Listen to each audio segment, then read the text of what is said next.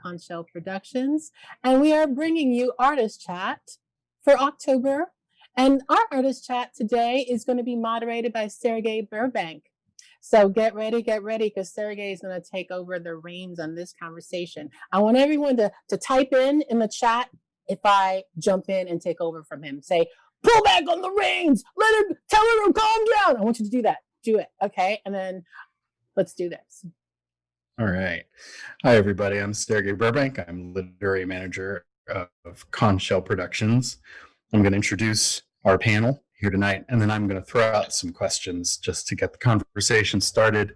And as you probably can tell, I think the group will be able to take it from there. So first, following her lead, Magaly Colimon-Christopher is a Haitian-American actress, writer, director, producer, and Conch Shell Productions founder. Awards include For Silent Truth, the 2018 O'Neill NPC finalist. The Hunting Season was a 2018 Planet Connections Outstanding Playwright of a New Play Award. And she has an MFA from Yale School of Drama. Juan Ramirez Jr. is Borinquen Chapin Bronx playwright, monologuist, screenwriter, filmmaker, and producer. He's a Dramatist Guild member, 2020-2021 Dramatist Guild Fellow, NYC Latinx Playwright Circle member, and ATG Playlab member. He received his MFA in dramatic writing from NYU Tisch. Gretchen Suarez-Pena is a female Puerto Rican playwright. Her musical, Melina, a steampunk musical tragedy, was an official selection of the 2020 Atlanta Musical Theater Festival. Award-winning pieces include Trafficked, which is the B Original Festival 2019, Conversations in the Car, Tampa Bay Theater Festival 2018, and Dry Spell, Mandeville, Los Angeles 2018, or Louisiana. Louisiana. Thank you. Nelson Diaz-Marcano is a Puerto Rican playwright who serves as the literary manager for the Latinx Playwrights Circle and was picked as one of the 2020-2021 EST Sloan Commission recipients. And he notes he's excited to be working with the Conch Shell family again, and we're happy to have him back.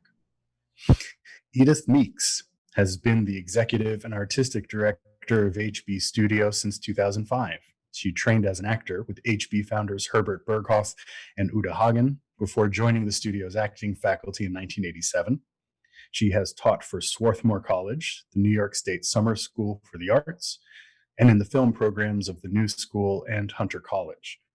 Acting credits include A Question of Mercy for Philadelphia Theater Company, Dancing at Luganza for Actors Theater of Louisville, and As You Like It, Abundance, The Stone House, and A Doll's House, all with the People's Light and Theater Company.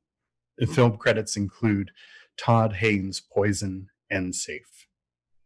So welcome to everybody. We're all very excited to have you here and sharing your thoughts. And can I start out with a conversation on how we got here? Please do. So Edith. Please do. See, you made it like, that was like a whole minute. That was a whole minute. I wasn't holding my breath either. You know how holding your breath makes you into a deer in headlights? I wasn't holding my breath. So Edith, we started this idea with the spring Blue Light series, remember? Yes. And Edith Meeks is like the executive director extraordinaire. HB Studio was one of the first schools to go online when the pandemic hit. And that's how I found out about Zoom.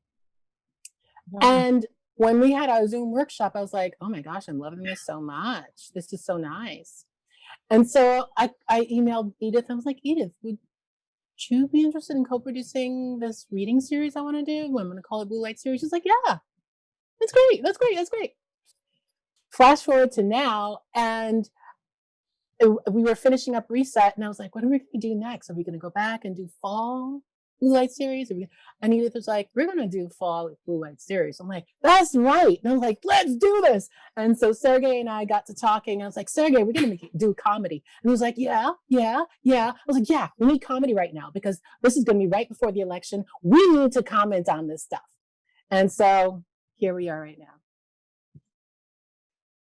A little synopsis on the journey. The journey to here. Yeah. And so we have all these playwrights of the pieces that we're going to present over the next month. And these pieces took different journeys. So I'm going to have you dig into how you got your pieces and how they came to the page and came to us. But starting off with a bigger picture, because I think that one of the things that Magaly and I talked about that we struggled with was just trying to get our heads around the idea of what comedy is.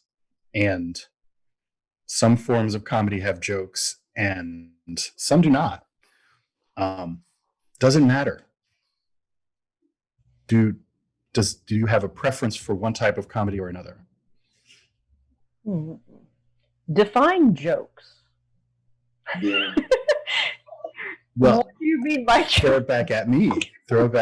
So Yeah, is it a punchline kind of joke or yeah? Yeah.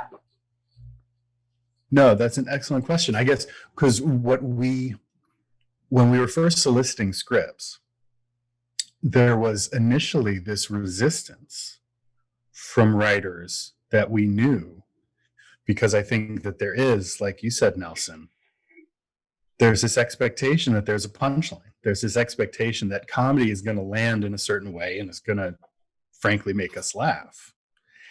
And do you think that that's the only definition of it, or does comedy have a more elastic framing?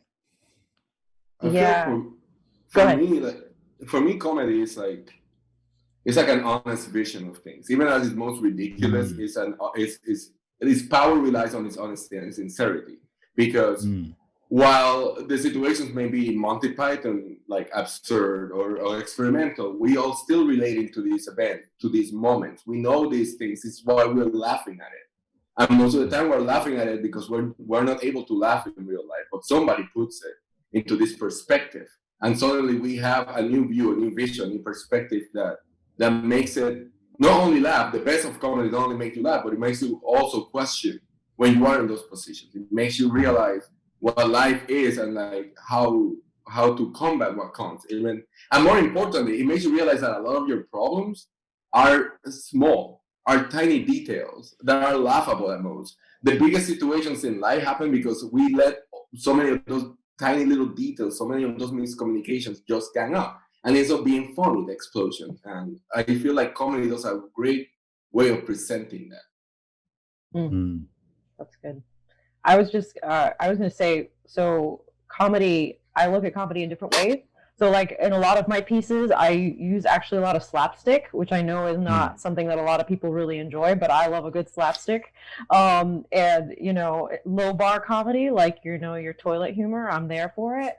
This piece, though, that I've written, I really enjoy comedy that is a story. So my favorite comedians are the ones that are storytellers, that I'm laughing during the story. Like you're so engaged in the story that they're laughing, you're laughing together.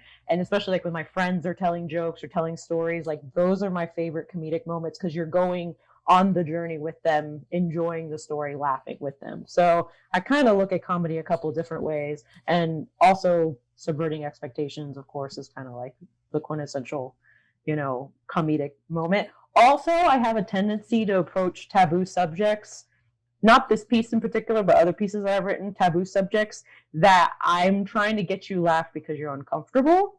And also, if you're not laughing, you're crying. So sometimes that's the way my mind works. It's like, I'm going to make you laugh because if not, you're going to cry. So that's, I'm kind of all over the place, but yeah. And going to the topic of the conversation, comedy during hard times, right? It was really interesting. I was talking to a pastor who's a reverend for a Haitian church in the Bronx, and he was sharing that he feels that Haitian people, take the hard times and just keep on trucking. They don't fall apart with it. They overcome. And the thing for me is knowing my culture, knowing my upbringing, because I wasn't raised in Haiti, but I was raised as a Haitian American here. You got to get through it. And you get through by looking at it as the absurdity of what is, right? This is absurd. So let's just pray because this is absurd. So I would definitely say in my writing, there's always an element of the extremeness of humanity, and not in on the level of slapstick or farce, but the simple everyday existence of being a human. It's hilarious. It is simply hilarious. Just walking down the street right now, you will witness me walking and going like this if someone doesn't have a mask when I'm walking by them. That is hilarious, but I am doing it. And so, the moment, like even before when we were sitting on the subway every day, not even thinking about, dying of germs, sitting on the subway, if you were to watch me sitting on the subway, I would make a little space between me and other people. I'd have my Purell. If you're videotaping that, you're thinking, this is hilarious. But that was my everyday existence, because this is how I'm going to overcome my sense of this is a filthy space, right? So everyday experiences are hilarious if you really put a microscope on what people are doing, in my opinion. You were about to say something, Edith. I'm sorry, I interrupted. Oh, I was going to say that I used to love acting, comedy, because I loved to be able to play the fool. It was such a relief to be able to play the fool, to let my fool out, really. He's always trying to be good and serious, but to admit how much of a fool I could be was really a pleasure. But then on the other side of it, there's also there's a provocation, there's a weapon. It's a very useful tool, and as a kid, I got very good at saying the things that would nail the other person. That was sarcasm is usually my tool, my weapon of choice.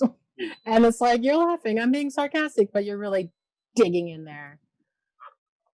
It's to Nelson's point that there's a thread of honesty in comedy, and there it goes to one of two extremes, because children are disarmingly honest and they ask very frank questions in perhaps what we see as the wrong situation, and it's hilarious. And then we get older and we learn to lie, and then sarcasm is how we cut through that. We become brutally honest, and then we have this veil to sort of distance ourselves from it. We have a question already. I love when the audience is already jumping in. So Danny Borba has a question, which is, what role did comedy have while y'all were growing up? And how has that comedy influenced your writing? I mean, I grew up, if you don't know me, I grew up in Puerto Rico. I grew up in the island, and over there, comedy seems to be very, and I love it, but it seems to be very much like raunchy. It relies on raunchiness. It relies on dirty humor. It relies on very much sexist, like gender jokes. And of course, that's evolving, but that's how I grew up with. And I think that influenced my brain in the sense of like moving it as quick as possible, and not being afraid of discussing. Most people are always afraid of raunchiness being classless. Well, like that's if you write a class. So there's so much exploration in the raunchiness, in sex, in the dirty, in the things like that. And Puerto Rican comedy kind of show me that while I'm laughing, I'm thinking, oh, these jokes are for teenagers. I see it now, and I'm like, they're not. This is a bunch of adults telling us what they're suffering about. Again, it's like they are just showing them the real problem. The thing is, it's really funny. They make it as dirty as possible. And if you've gone to like at least any social party or anything you go back in the day, and I remember my parents joking around. They will joke around like that. I was thinking, I was like, it's very rare for me to think of a Puerto Rican crying, because they find everything with humor. Everything they find it with humor. And even that alone has influenced my writing entirely, because most of my characters can't get defeated that easy. It's hard for them to be like, damn, I'm in this position, because I didn't know that you could be there that easy. And I think that seeing these comedies where these characters went to so much, yet they kept laughing and kept going, made me really think like, yo, you just keep going. Even if like the thing is embarrassing, you just keep going. We had this comedian name when I was a kid. My mom would play records. Lungishat.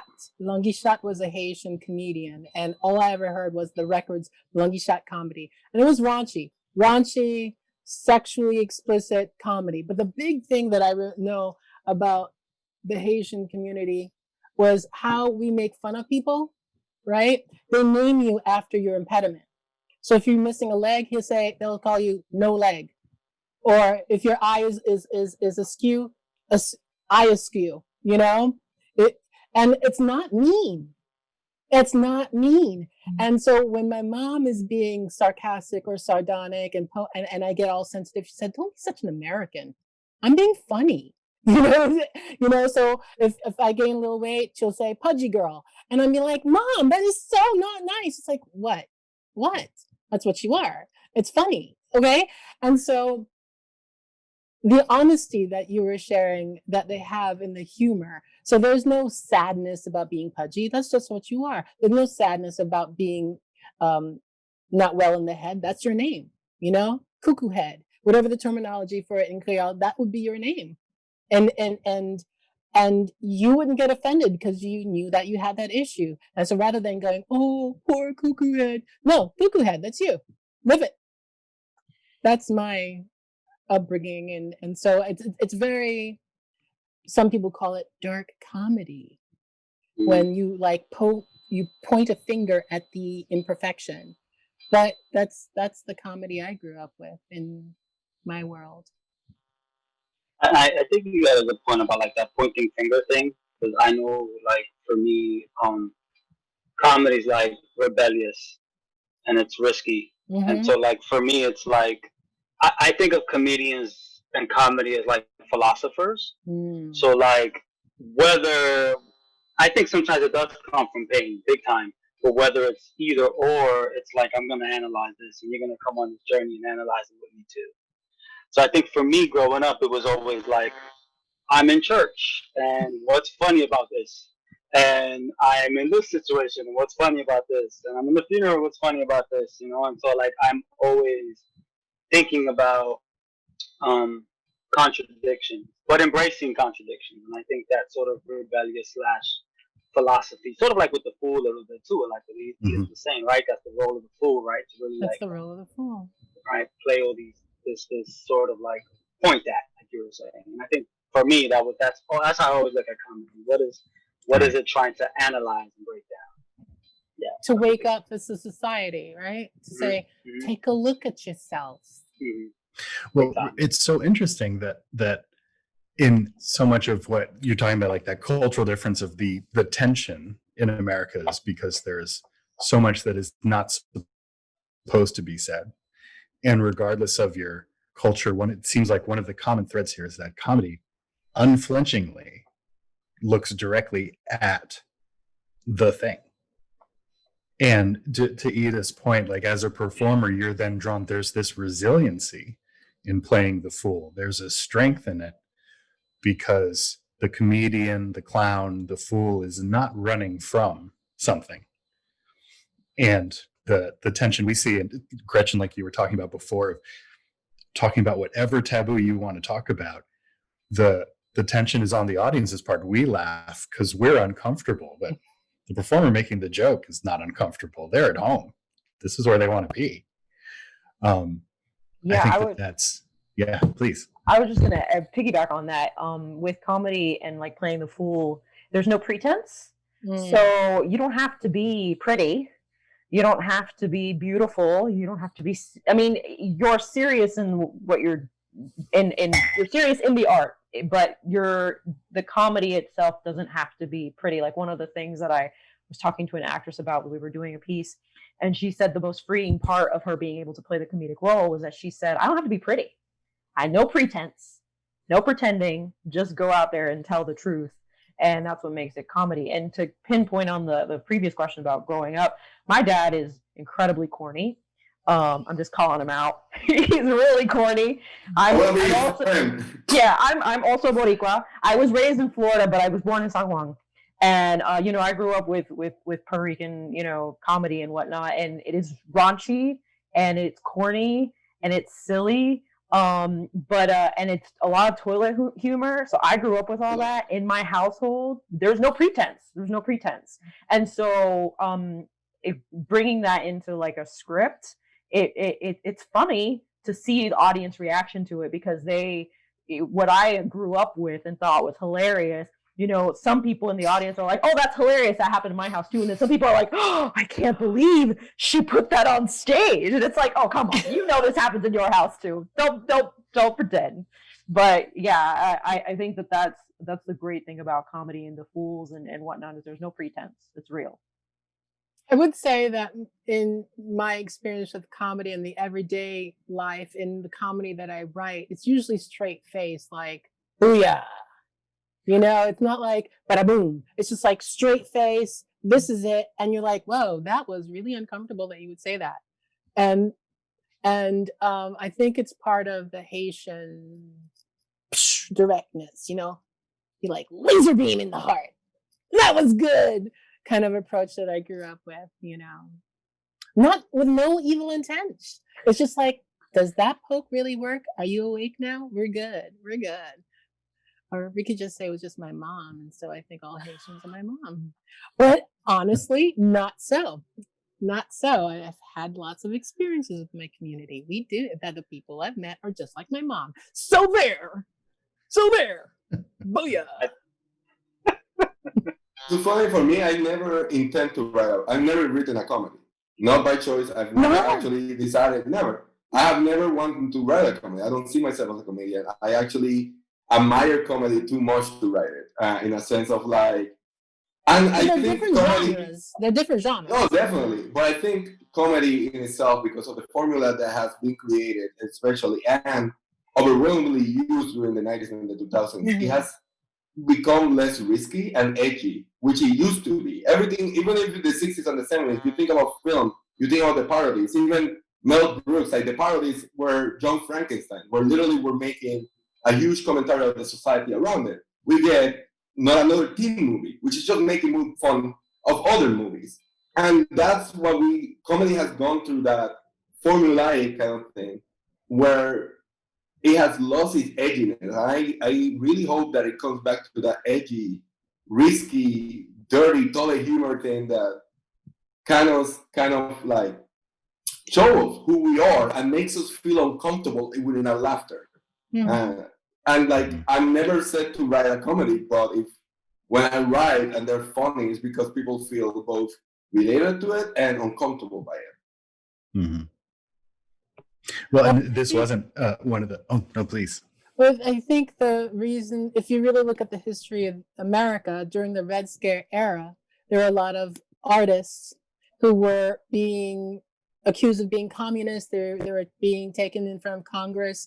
They were shut down. And after that era, the new kind of comedy was safe comedy, the family, the family, mama on the couch comedy, those family comedies that didn't really address any major issues. And then Norman Lear's type of comedy was really hitting social issues. And that was a shocker. But then the audience acceptance of it was another shocker, right? So the veering from theater into television, and television was the opportunity to return to making commentary, with the work. But his was still sitcom-ish, but he was still making commentary, and that was because of the actual lack of freedom of speech. Freedom, and I would to build on that. I think part of it is not just freedom of speech, but also obviously not universal, but a wider degree of comfort. And I think that often when we look at historical literature, the worse things we're getting, the more free some artists were to, it's like, there's no other way to confront what we're experiencing. So I have to make a joke. Which is what's happening now, right? I wonder do you think after the 2020 that we have had, are we going to get what Nelson is hoping for? Do you think some of those frameworks will shatter or not? I mean, it kind of get more absurd than this. I think they are. The problem about writing comedy right now is that how can you write something more absurd than what is actually happening? Like these things. Yeah. I'm sorry. No. That's exactly what you're saying. But I kind of feel like I don't know if I feel like comedy's become more individual. Like we've taken out the laugh track, and it's like I think we laugh when we wanna now. I don't necessarily think it's being, people are sensitive. Who gives a shit? Like, I think now it's like we're just laughing when you want to laugh. Right. I'm going to set this up. I'm going to build this, and you're going to laugh when you want to laugh. So I think now, definitely a more absurd we're going to jump into. But I also feel like you can't, comedy's not going away. And next year, it's just going to be now laugh when it's funny to you. There's Right. this, I remember the story my mentor told me where he was watching an opera and the guy was up high and fell and then landed and everybody laughed, and then the curtains went down and he died. He fell, that wasn't supposed to happen. So everybody was like, oh, but I laughed at that. You laughed at that. At that moment, the setup was made and you went in for the goal, for the kill. And so Oof. if you right, and now you got to live with that. And I think that's the idea. The idea is that you were in that room, you shared that moment, our room being our life 2020, you're in that room. Comedians now and the audience are all sharing the punchline. We're all sharing the idea of like, we're all going through this and we're all gonna laugh when we're ready to laugh and when we don't want to laugh. And I think there's a more mixing of blends of genres of anything else. And I think that's where we're going. It's gonna be wow. So when you say, it's like, when you say laugh, do you mean like the out loud laugh or that tickle in your heart that says, oh my gosh, I'm getting this? Because that's the kind of humor, like right now, like there's this show on Netflix called The Last Word, and it's about death. And it's about dealing with death, and it's a comedy. Right. And, you know, some people watch it and be like, man, this is depressing. I watch it and I laugh because I'm like, oh my gosh, that makes so much sense. That But you'd be in also- denial, you know? Yes. So it's yes. that quiet, like, And for me, that kind of proves the point of the show. Some people get it, some people don't. I think that's the whole point, right? That some people sit there and go, oh, this is all depressing, and that's just speaking to how they feel about what's going on. exactly. And then other people get it and go, oh, that's hilarious because I get it. So the audience has to do some of the work. They just have to. Yeah, it's not simple. It's not simple. None of the work that we're presenting in this series is simple. Right. Nelson, you were saying something. I'm sorry. Oh no, I was just giving it back to Juan because I interrupted him before. So Yes. Well, and I was thinking in terms of that audience expectation, because I was thinking about something you had said earlier, Gretchen, about sort of you had a piece and then you had two very different reactions in the audience. And as a writer, and I don't know if you, presuming that unlike Nelson, you do write comedies, did you find that difference in reaction problematic? Were you do you try to find a middle between them? Or like Juan's saying, do you just like sort of throw it out there and it's like, it lands where it lands? I mean, I kind of like that. I kind of like Juan is it lands where it lands. And I do intentionally write comedies. Ironically, the piece that I'm presenting is more of a tragic comedy, which is a little bit outside of my typical genre. I also write dramas and tragedies, but I started out writing comedies because I just wanted to write the things that I thought funny. And some things just landed and I knew that they were going to land because it's a universal experience. And then some things that I thought were hilarious to me didn't land, or maybe landed with a few people. And then some things that I were like, I mean, this is a sensible chuckle. This is a tingle in my heart kind of chuckle. Some people just exploded. So It lands where it lands and people will laugh where they laugh. But my favorite, my favorite is trying to do stuff that's a little taboo and trying to get people to squirm in their seats and laugh uncomfortably. But comedy is hard. It's really hard. I don't know why I intend to write comedies because I don't consider myself a very funny person. I just like to laugh, but it's hard. It's really hard. it is. It's funny when you think that you nailed the line and then people don't laugh at all, and then all of a sudden there's a line later on that you completely mean it seriously, and then everybody laughs, and you're just like, sure, I'll take it. I'll take it because you owe me from the other line, but I'll take that. I've been there. Yes, absolutely. There've been plenty of times where I'm like, nobody laughed at that line. I thought it show was hilarious. And then another one lands, and I'm like, you know what? I'll take it. That's a hit. I'm circling it, highlighting it. We're keeping it. Yeah. And then you guys are speaking from, there's this distance where you're at the back of the house, perhaps as a writer, and sort of watching your architecture either collapse or survive. And then I guess I wanted to ask Edith, perhaps from that performers, there's a more visceral risk there, because if something doesn't land or something fails, it's like you are the one that's paying the price or reaping the benefits in real time on stage. Well, you're kind of talking. I mean, you're talking to people, and you can kind of feel where people are. It feels so good when you're in the same rhythm or when it hits in a certain way. But I took a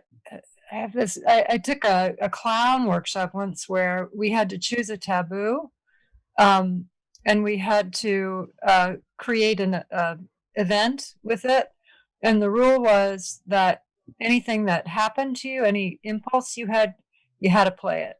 You couldn't send it away. So if it showed up, you had to do something with it. So you were taking something that was bound to get you into trouble. And then you would have to go be in trouble with it, which was thrilling. It was actually one of the most exciting things I've ever done. So I love that edge. I love taboo. Yeah. And it seems like the core of it is honesty and fearlessness. That seems to be what we keep coming back to, is that regardless of the trappings and the framings, it really is like you just have to drive forward. And if the audience, to Juan's point, if the audience comes with you, they come with you. If they don't, they don't. I think one of the afraid. things. I mean, you can be afraid. You don't. In a way, there's that kind of thing that you don't have to be good at it. You're a fool. Sometimes it's better. Yeah, sometimes it's better when you're afraid. Sometimes it's good when you get up there and you're like, there you go, and that's when you're gonna learn. Like that's how I think I try to think of my process. It's just, you can't be sensitive either. So not just the audience, but you can't either.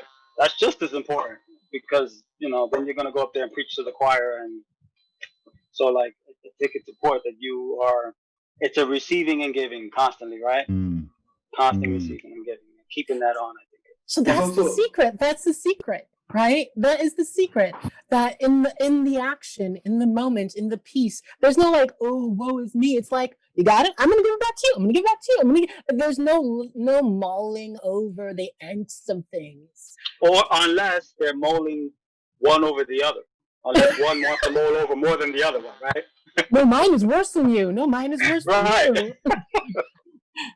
I think another part is it's what audience. It's not just that, but trusting your audience in the sense of like what we call taboo. Most of the time, it's not taboo. It's just that people are too afraid of speaking about it. But everybody deals with the same human condition. We all deal with the same human experiences. We all do the same thing. We go to the bathroom. We poop. We go crazy. We joke. We laugh at farts. We all laugh at farts. Yeah. If somebody farts in a room, people were like, oh, who did it? I laughed. I honestly was like, oh, who did that? That's funny. I'm 36 years old, and farting is still funny. It's hilarious. There's somebody that tells you. I'm with you. Yeah, somebody tells you that is not okay. So we start thinking that we're supposed to behave in certain ways, and comedy reminds us that no, we're just human. Ultimately, we're just humans. And like, we do these things, and we do these things no matter who you are. There's no strawberries or cherries coming out of you.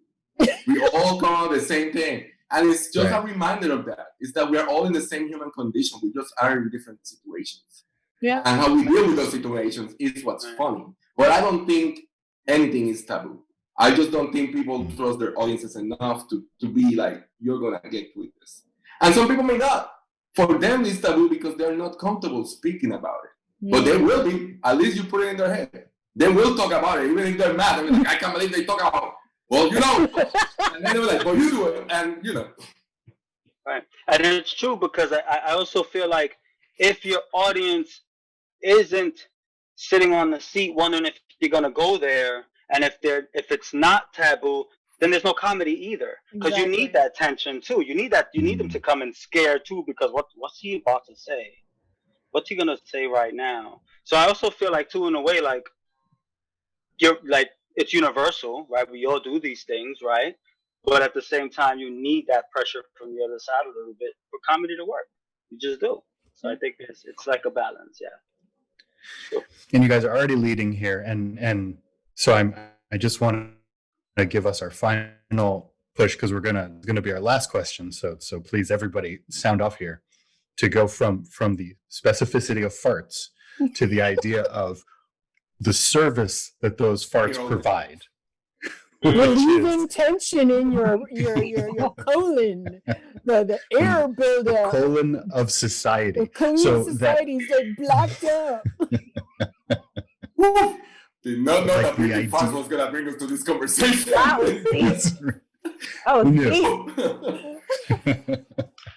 But that, and again, not to become too precious about the work that you do, but it seems that what you guys were just talking about is the fact that in that shock, you are able to maybe jolt a conversation that doesn't otherwise happen. If everybody's respectful, if everybody stays inside the lines, certain topics don't get broached.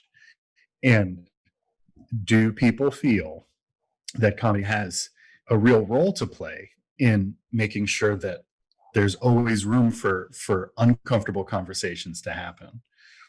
And so you can talk generally, you can talk about your own work, but I'd love like to. That's how. Yeah, please. Most friends talk to each other. When friends, like close friends, that are just starting to get close, or are not like brothers, like siblings, or get like that close. That's how they talk to each other, because they don't know how to tell to each other, I'm uncomfortable, or I'm in pain, or this bothers me. So they start insulting each other and like, oh, whatever. You like, they say like, you silly, right? Like you pussy, like shit like that. They tell each other these words just so they don't have to admit to each other that they are uncomfortable with something. So they try to make each other laugh by being the most insulting to each other. So I think comedy has like an everyday importance to all of us. I mean, where else do we escape when we see most animated movies? Most animated movies, we all love Disney and Pixar and all that. And most of that is because they take very real situations, very real themes, and put this very silly, funny aspect to it. So we listen to it. We learn about mental health with Inside Out because we are able to laugh about our mental health and at the same time cry, because I cried like crazy in that movie. But like we learn how to do that. Like there's Finding Nemo. We learn about loss and grief and being able to move on while also laughing that this spothead turtle doesn't know where he's going. Like that is to me so important. We also learn about entitlement. Right? Entitlement. That they took that little fish out of the ocean and give it to some brace mouth child thinking you're entitled to take the fish out of the ocean. You're not. And that has happened throughout the history of humanity, assuming you have the right to do that. And for some reason, someone's ringing my doorbell. So, don't answer it. Yeah, I'm gonna keep on talking. I would say along those lines too is at least in my piece specifically, like I said, this one's a little different than some of the other pieces I've written, because the other pieces that I've written are real, like either they're taboo or they're toilet humor or they're universal comedy or something like that, or I am attempting to do. But with this piece in particular, I think what I'm using is more deflecting. So like people will deflect, right? So they'll, like one of the characters has got like a silly mnemonic device, and like another one is just thinking about funny memories. So like we deflect and we think about the other stuff so we don't have to confront what we're really dealing with, which is a coping mechanism. We all do it. We deflect, we project, we don't want to deal with our own stuff, so we'll make fun of somebody else. Or we don't want to deal with something. We'll crack a joke or whatever. We'll think about something silly or something funny. We'll act silly when we're really hurting inside. So deflecting is a part of that comedic part of life. I mean, the place that people consider the funniest to mine, I always like, even this one, I saw Jesus tu Abaja is about a non-binary gender person literally having to deal with the fact that both Hurricane Maria destroyed their whole country, and they're also like not very accepting in their own country and how to deal with that and the divine intervention in between. For me, this play is a tragedy. It is funny, yeah, but it is about tragedy. And like the other play that I have that I love is a Junkie in English. I'm like, that play is about a man that lost everything and now lost contact with his kid, trying to find a way to get back to the kid. But people like the most about that one because it's just a matter of it's not finding the funny in the tragedy, but knowing that the tragedy has a lot of funny, and when we're in the hole, we're not able to see the funny aspects of our sad life. Not that we have sad lives, but like when they are in a sad moment, we don't get to see it because we don't get to step back at that moment. I mean, Juan, I don't know, or you might, but I don't think so. What is it? Is it a comedy like tragedy plus time? Yeah, yeah. And maybe, you could add the distance in the beginning. So, yeah. I missed the What's the question. question? Sorry. Yeah, me too. What was the question? Oh, you, man. It was a personal question, too. It was about you. I was responding for you because I know you so well. What was the question? No, but really, what was the question? I forgot. Well, I responded, but I forgot. Well, it was like comedy. Comedy has a role in 2020. Comedy Yeah. in difficult times. 2020 is nothing but a comedy. It's an absurdist comedy.